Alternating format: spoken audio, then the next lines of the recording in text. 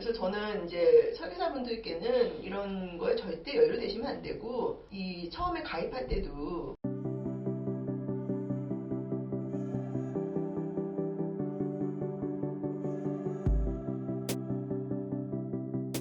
그다음에는 이제 또 보험사기의 대표적인 게 보상되지 않는 이제 사고를 약간 뭐 조작을 한다든지 뭐 그런 거는 다 아는데, 이제 어떤 게 있을까요? 예컨대 이제 생명보험에서 사망하면은 보험금을 받잖아요. 그래가지고 허위 사망 증명서를 또 제출하는 경우도 있고요. 허위? 아, 실종했다고 하고 뭐 이런 예, 식으로? 그다음에는 뭐 실종 거짓말 치는 경우는 꽤 있고요. 네. 그 시신을 내가 죽었다고 하는데 내 시신이 아니라 뭐 타인의 시신.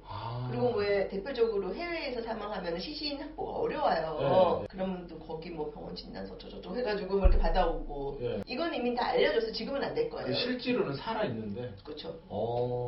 참. 이건 보험 사기는 아니지만 왜 조희팔인가가 중국에서 죽었다고 하는데 지금 다들 살았어요? 죽었어요? 그러니까 다들 지금 이러고 있잖아요. 그러니까 그런 식으로 보험사기 예전에 친 케이스가 있고, 여행지에서 사망을 했는데 또 현지에서 뭐 화장하고 뭐 이러시는 경우가 있어요. 그러면 누군지도 모르는데. 네, 근데 이제 막 예전에는 그런 거에 대해서 대비가 안 돼서 보험금 준 사례가 있지만 지금은 더 이상 안 통한다는 거.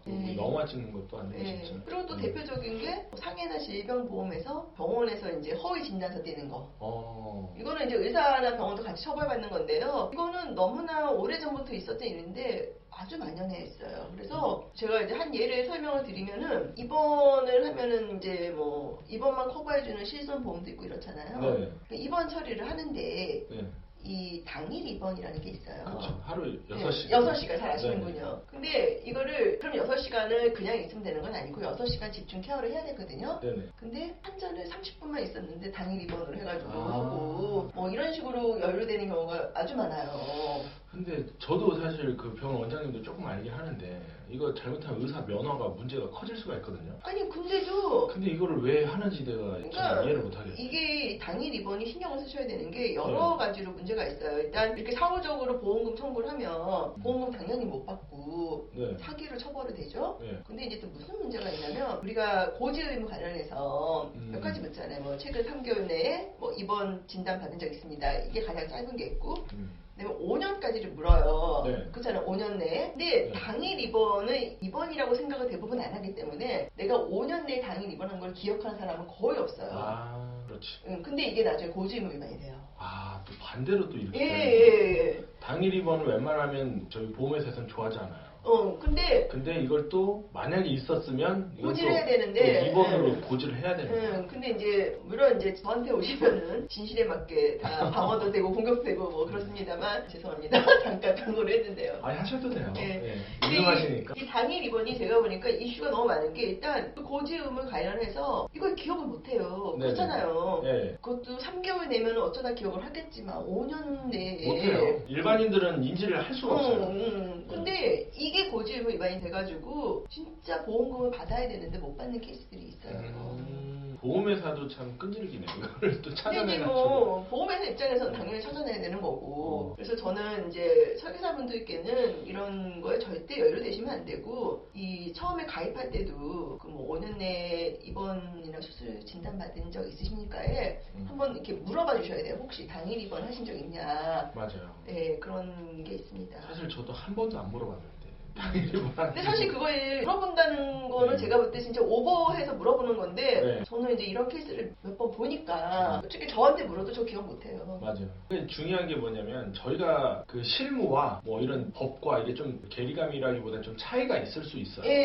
그래서 이런 내용들을 법 이러면 좀 어려울 수는 있지만 그래도 설계사들이 이제는 알아야 돼요. 아셔야 돼요. 그래서 이제 군감원이나 당국에서 지향하는 것도 내부통제라는 이 부서를 만들어가지고 설계사님들한테 영업만 하지 말고 이런 법적인 것도 알아라 하고 계속 교육을 하라고 지금 강조를 하고 있거든요. 설계사들이 아셔야 돼요.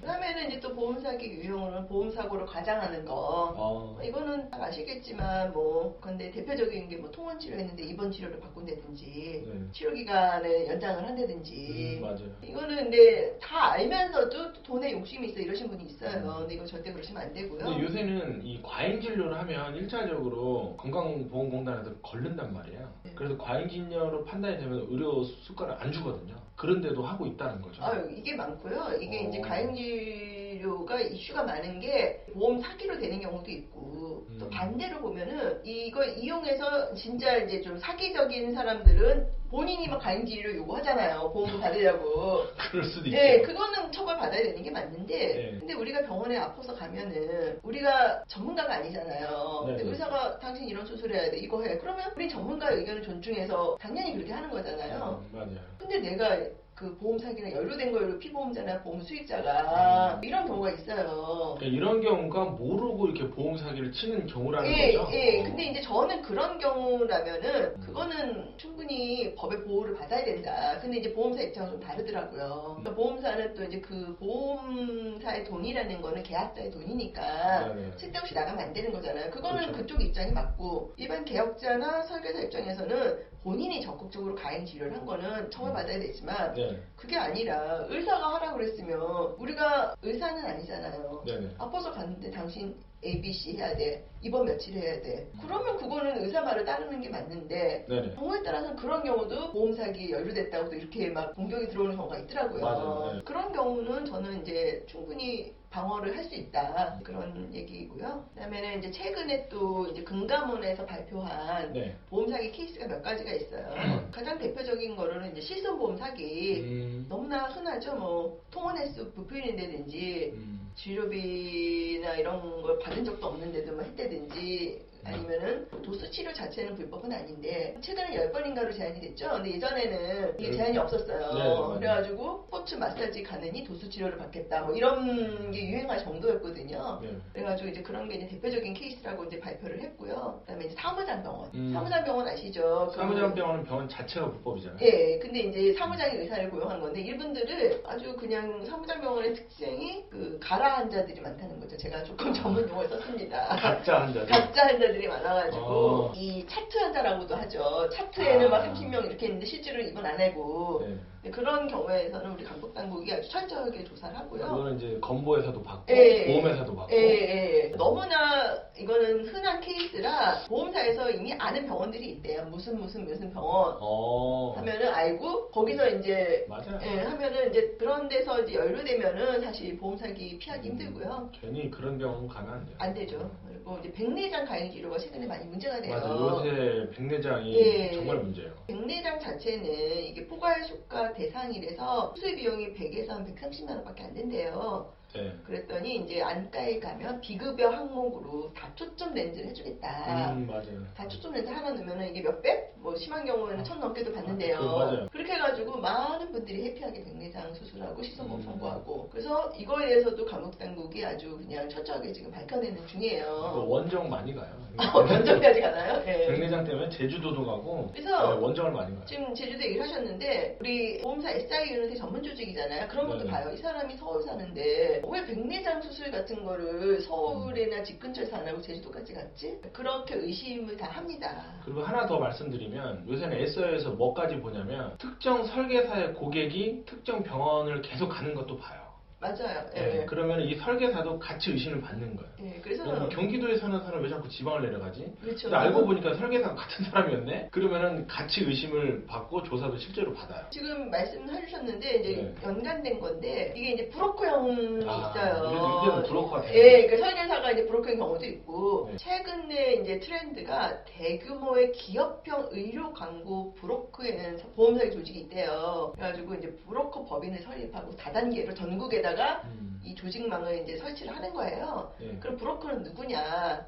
이제 전현직 보험 설계사 분들이 많으시대요. 이분들이 설계사분들이 지금 사무장으로 가 있는 경우가 꽤 있어요. 꽤 있고 저도 아는데 그 사무장으로 가신 분도 있고 아니면은 진짜 그 병원을 도와주러 좋은 뜻으로 가신 분도 있어요. 그래서 이제 그건 다양하긴 한데 이제 제가 이제 말씀드리는 대규모 브로커에 의한 보험 사기는 아주 지능화된 거죠. 병원이랑 아주 합법적인 계약을 체결을 해요. 홍보 계약 이런 식으로 법에서 허용되는 계약을 체결을 해요. 그리고 홍보 대행 계약을 해주겠다. 그러니까 이 수수료 자체를 받는 명목이 있어야 되잖아요. 그렇죠. 합법적으로 최대한 만들려고 합법적으로 만드는 거예요. 거죠. 그렇게 하고 근데 사실은 한자 안 쓴 계약을 체결해 주는 거예요. 그렇죠. 네. 그래가지고 또 보험 가입자한테는 이 병원 가면은 이렇게 해서 보험금 타면 된다. 당신 돈 하나도 안 든다. 이런 거 제안하고 병원한테는 알선해주고 돈 받고 계약명은 알선 계약이 아니라 홍보 계약 이런 식으로 하고요. 그리고 심지어는 막 숙박까지도 제공을 해서 수술받게 해주고 이런데요. 이 부분에 대해서는 금감원에서 매우 자랑스럽게 최근 트렌드가 이런 의료 광고의 명의로 된 이런 브로커 조직이 있다. 앞으로 이런 거에서 발본색원을 하겠다. 이제 이런 발표를 했어요. 그리고 이렇게 조직적으로 하는 것도 있는데 그냥 설계사가 어떤 병원이랑 이제 구두상에 계약을 맺고 환자를 보내주면 뭐 병원비 10%나 20%를 달라 이런 경우가 있어요. 실제로 있는데 설계사분들이 꼭 아셔야 될 게 이거는 만약에 이렇게 하다 걸리면 이거 거의 뭐 금액에 상관없이 구속이 바로 가능한 수준이라고 봐도 되고 또 하나는 돈을 받지 않고 내가 병원에 가서 공짜 치료를 받았거나 뭐 어떤 약을 뭐 공짜로 받아 먹었으면 그것도 사실은 대가성이 있는 거기 때문에 그냥 이렇게 병원에서 돈 받은 거랑 거의 동일하게 거의 처벌하고 있다고 그렇게 하더라고요. 우리 입법당국과 감독당국은 설계사가 연루된 보험 사기에 대해서는 앞으로 제대로 처벌하겠다는 입장이고 한 개인으로서도 그거는 제대로 처벌하는 게 맞아요. 그래서 이런 일에 절대 연루되지 않았으면 하는 마음에서